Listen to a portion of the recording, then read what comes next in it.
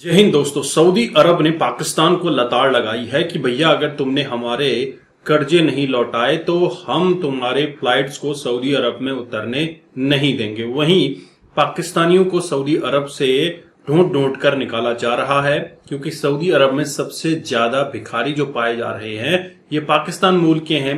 इसके अलावा और भी रीजन्स हैं जहां से सऊदी अरब को पाकिस्तान की तरफ से कोई भी प्रॉफिट नहीं दिख रहा है, तो इस वजह से भी पाकिस्तानियों का हाल बुरा है। आप इस वीडियो में साजिद तरार सर को सुनेंगे तो वीडियो को एंड तक जरूर देखिएगा। अभी सऊदीया ने भी कुछ दिन पहले पाकिस्तान को वार्न कर दिया कि पाकिस्तान पे की तरफ जो पैसे हैं वो वापस लिए जाएं, अदरवाइज पाकिस्तान की फ्लाइट सऊदीया में नहीं उतर सकती। ये ऐसी खबर आई है। मतलब हमारे करीबी दोस्त, हमारे इस्लामी ब्रादर दोस्त हमारे साथ अगर इस तरीके से करेंगे तो फिर हम तो ना यहाँ के रहे ना वहां के।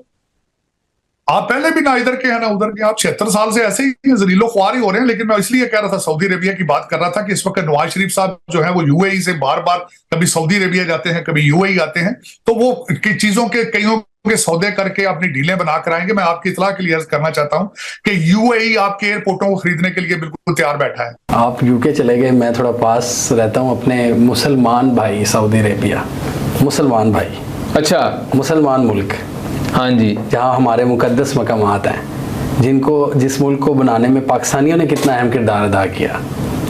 उनकी कंपनीज को, उनकी मैनेजर, सारे मैनेजमेंट को हमने किया। हाँ जी सर, अब वो दौर आ गया। मेरा एक दोस्त का जानने वाला, मेरा दोस्त बता रहा था कि उनके कोई जानने वाले हैं, उनके अंकल, वो एक कंपनी में काम करते हैं सऊदी अरब के एक शहर में।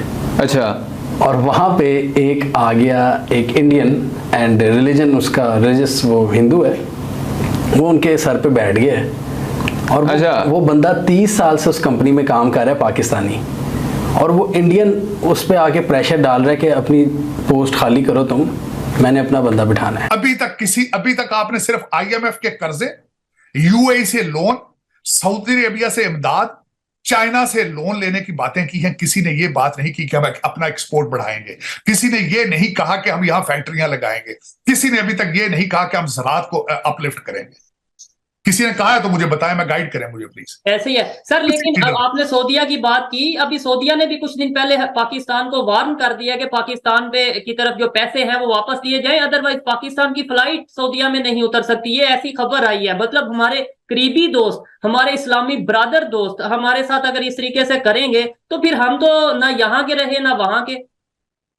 आप पहले भी ना इधर के हैं ना उधर के, आप 76 साल से ऐसे ही जलीलो ख्वार ही हो रहे हैं। लेकिन मैं इसलिए कह रहा था, सऊदी अरेबिया की बात कर रहा था कि इस वक्त नवाज शरीफ साहब जो है वो यूएई से बार बार कभी सऊदी अरेबिया जाते हैं कभी यूएई आते हैं, तो वो चीजों के कईयों के सौदे करके अपनी डीलें बना कर आएंगे। मैं आपकी इतला के लिए अर्ज करना चाहता हूं कि यूएई आपके एयरपोर्टों को खरीदने के लिए बिल्कुल तैयार बैठा है। स्टील, आपकी स्टील मिल के अंदर रशिया इंटरेस्टेड है, वो लेना चाहता है उसको। आपकी अभी हर एक चीज बिकेगी।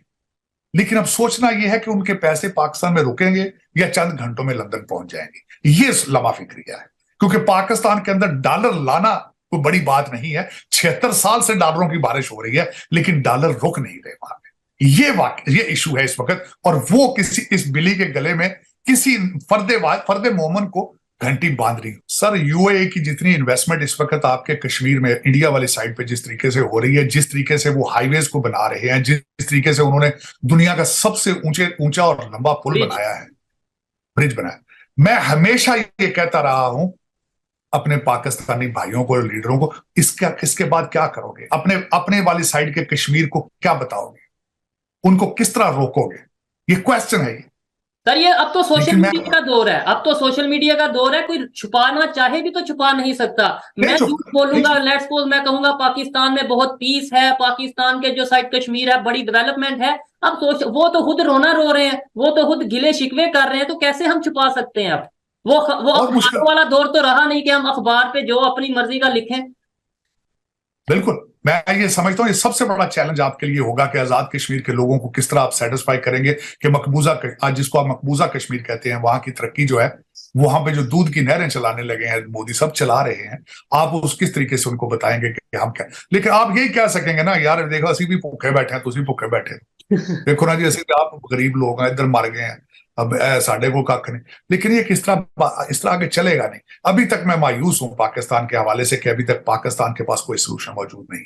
आप यूके चले गए, मैं थोड़ा पास रहता हूं अपने मुसलमान भाई सऊदी अरेबिया, मुसलमान भाई, अच्छा, मुसलमान मुल्क, हाँ जी, जहाँ हमारे मुकद्दस मकामात हैं, जिस मुल्क को बनाने में पाकिस्तानियों ने कितना अहम किरदार अदा किया, उनकी कंपनीज को, उनकी मैनेजर, सारे मैनेजमेंट को हमने किया। हाँ जी सर अब वो दौर आ गया। मेरा एक दोस्त का जानने वाला, मेरा दोस्त बता रहा था कि उनके कोई जानने वाले हैं, उनके अंकल, वो एक कंपनी में काम करते हैं सऊदी अरब के एक शहर में। अच्छा, और वहाँ पे एक आ गया एक इंडियन एंड रिलीजन, उसका रिलीजियस वो हिंदू है, वो उनके सर पे बैठ गया है। और वो बंदा 30 साल से उस कंपनी में काम कर रहा है, पाकिस्तानी, और वो इंडियन उस पर आके प्रेशर डाल रहा है कि अपनी पोस्ट खाली करो तुम, मैंने अपना बंदा बिठाना है। एक 30 साल से पाकिस्तानी बंदा, शरीफ बंदा, एक मुसलमान मुल्क में एक इंडियन आके उस पर चढ़ाई कर रहा है। मतलब आप यूके को तो छोड़ दें, ये सऊदी अरब को आप देख लें कि यहाँ पे पाकिस्तानियों की, मतलब अब हम अपने मुल्क में तो हम रोते हैं कि लेवल प्लेइंग फील्ड नहीं है, हम बाहर भी जाएंगे तो वहाँ भी इज्जत। सर अब बाहर भी नहीं है, आप यकीन करें। और ये जो बात है, ये जिन्होंने मिडल ईस्ट जाना है उनको बता दें, मेरे जानने वाले हैं, वो दुबई से गए थे यूके, 5 साल रह के वो दुबई वापस आए हैं। और वापस आकर उन्होंने क्या देखा है कि उनके ऑफिस के अंदर everyone has been replaced by South Indians, everyone has been replaced। और उन्होंने आगे बताया था कि इस वक्त जितना भी एट लीस्ट अबव 50% जो स्मॉल टू मीडियम एंटरप्राइजेज है ना UAE में, it's run by Indians. Gold का तो लिटरली सारा कारोबार इस वक्त इंडियंस के पास है UAE के अंदर। और कतर के अंदर भी वो अपने अब दे मूविंग इनटू कतर। सऊदीया के अंदर भी आपने बता दिया, हालांकि हैरानगी की बात है, ये सऊदीया में हो रहा है, लेकिन अब तो सऊदीया एंड रिलीजन का फ़र्क भी आप देख लें। अब मैं उसके ऊपर एक बंदा आके उसको दबाव डाल रहा है कि छोड़ो। तो सर ये फिर अब आप देख लें कि हमारे लिए बहुत ज़्यादा डिफ़िकल्ट होता जा रहा है। हम पूरी दुनिया में सांस नहीं ले सकते, हम लोग मुकाबला भी नहीं कर सकते। इंडिया और सऊदी अरब दोनों के अच्छे ताल्लुकात है। हम तो चाहते हैं कि इस खित्ते में अमन हो, मोहब्बत हो, प्यार हो और आपस में मिलजुल कर हम जिए, ना कि हम बरसों से दुश्मनी पालते आ रहे हैं, बल्कि इंडिया को हमने एक फाशिस्ट हम करार दे रहे हैं उनको। पाकिस्तान की बात करें तो पाकिस्तान ने अपनी फॉरेन पॉलिसीज इस तरह की बनाई हुई कि कोई भी कंट्री उनके साथ फ्रेंडली रिलेशनशिप रख ही नहीं रहा। एग्जैक्टली हमारे आप अपनी हालत देखें ना, आपकी गवर्नमेंट क्या कर रही है, आपकी पिछली गवर्नमेंट क्या करती आ रही है, आपकी फॉरेन पॉलिसी पे आप नज़र रखें, तो ये हम सब जो है हमारा अपना किया हुआ है। तो ये इसका रिस्पांस यही मिलेगा कि हमें कोई ट्रिब्यूट नहीं करे। इट मीन्स कि हम दुनिया से पीछे हैं या हमारे किसी से ताल्लुकात अच्छे नहीं हैं। तो दोस्तों आपने यहाँ पर साजिद तरार सर को सुना और आपको आइडिया लग गया होगा कि पाकिस्तान की स्थिति क्या हो चुकी है। पाकिस्तान जो कि अब बिकने की कगार पर आ चुका है, क्योंकि पाकिस्तान के खुद के पास कुछ भी मैन्युफैक्चरिंग तो होती नहीं है। जहां पर जो भी सियासतदान दुनिया के किसी भी देश में भीख मांगने जाता है, वो कभी ये डिस्कस नहीं करता कि हम पाकिस्तान की इकोनॉमी मजबूत करेंगे, पाकिस्तान में एक्सपोर्ट्स को बढ़ाएंगे, साथ ही साथ पाकिस्तान को एक डेवलप नेशन की तरफ लेकर जाएंगे। पाकिस्तान जहां भी डिस्कस हो रहा है स्टोन एज की तरफ जाता हुआ दिख रहा है, और पाकिस्तान में दुनिया के बड़े बड़े देश आज नजरें गड़ाए बैठे हैं कि कब पाकिस्तान बिकने को तैयार हो और कब पाकिस्तान के मेन चीजों पे कब्जा किया जा सके। चाइना ने ऑलरेडी कब्जा किया हुआ है, जहां पे चाइना इनके पोर्ट्स को लेकर बैठा हुआ है। इसके अलावा एयरपोर्ट की तरफ यूएई देख रहा है, स्टील फैक्ट्रीज की तरफ रशिया देख रहा है। तो दुनिया के बड़े बड़े देश जहां से उनको प्रॉफिट हो वो देख रहे हैं, लेकिन इमदाद और जो उनको खैरात जकात सऊदी की तरफ से मिलती थी वो भी बंद हो चुकी है।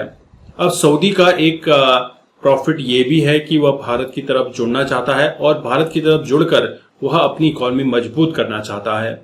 हालांकि सऊदी अरब या फिर मुस्लिम ममालिक ने जितने भी देश हैं, 53 या 56 देश जो भी हैं, ये सारे देश मिलकर कश्मीर की तरफ पाकिस्तान को मजबूत करने की कोशिश करते थे। लेकिन नरेंद्र मोदी सरकार आने के बाद जिस तरह से लगातार मुस्लिम देशों के साथ भारत का तालमेल अच्छा होता हुआ दिख रहा है, भारत का बिजनेस स्टैंडर्ड बढ़ता हुआ दिख रहा है, भारत का जो एक्सपोर्ट है वो बढ़ता दिख रहा है, इससे तो दुनिया को यही लग रहा है कि आने वाले समय में अगर हमने भारत से दोस्ती नहीं की, भारत से बिजनेस नहीं किया, अच्छे टाइप्स नहीं किए, तो हम कहीं के नहीं रहेंगे। क्योंकि गल्फ के अंदर, मिडिल ईस्ट के अंदर तेल के सिवा और कुछ भी नहीं है जो कि इनकी इकोनॉमी को मजबूत कर सकता है। अगर टूरिज्म की बात करें तो आप देखें मालदीव के क्या हाल हुए हैं।